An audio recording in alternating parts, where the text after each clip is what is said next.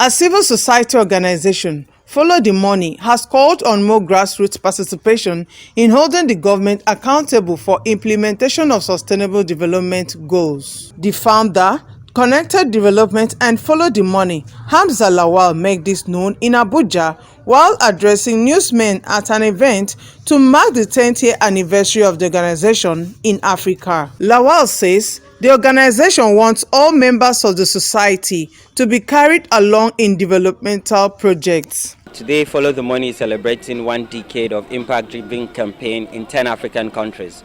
And for us, as much as our world leaders have committed to the Sustainable Development Goal, we believe that we must localize this goal and have citizens take ownership of the goal. So today, there's a global campaign called Flip the Script. In all the 10 African countries that we have Follow the Money, this same activity and event is happening where citizens are mobilizing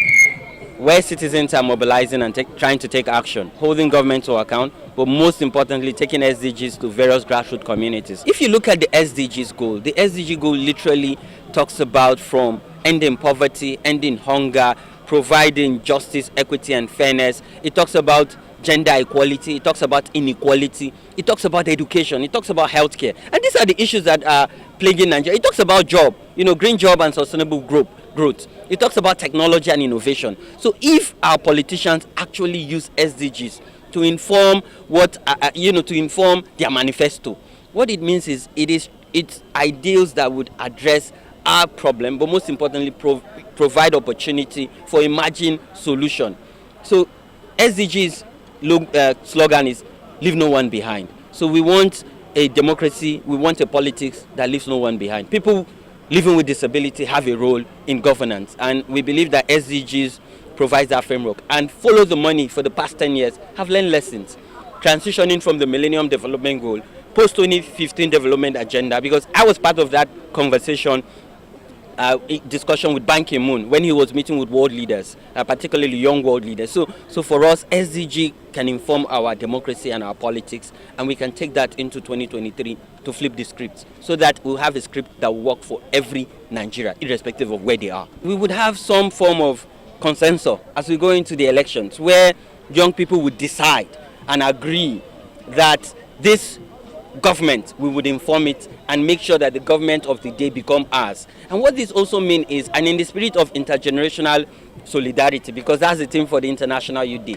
it means a government for us, by us, and about us. So nothing about us would be for us. So what this means is we decide who becomes the next president, and we would inform the cabinet. And when I say young people, I'm not talking about 60 or 70-year-old. I have nothing against them, but we're talking about young people who have capacity, who are courageous, who are selfless, and who wants to serve.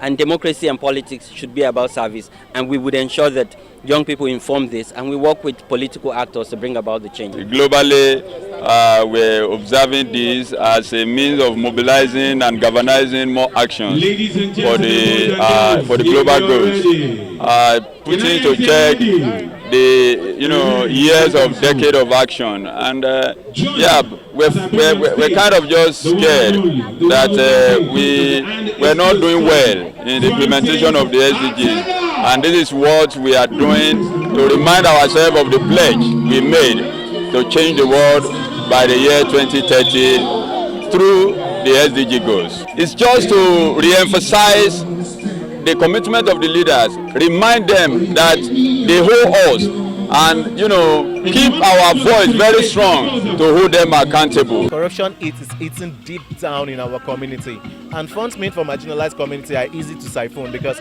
these people don't know that these funds are also allocated to their community.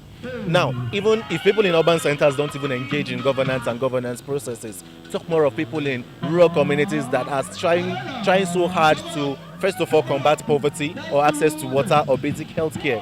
Is it these people that are not empowered enough that would go and tackle the government and ensure that project implementations are completed in their community? Definitely not. That's why we need organizations like Follow the Money, Budget, Waterwide, and every organization that are ensuring or trying their best to ensure that we attain SDG 2030? If you're talking about poverty, we're talking about good health and well-being, we're talking about education.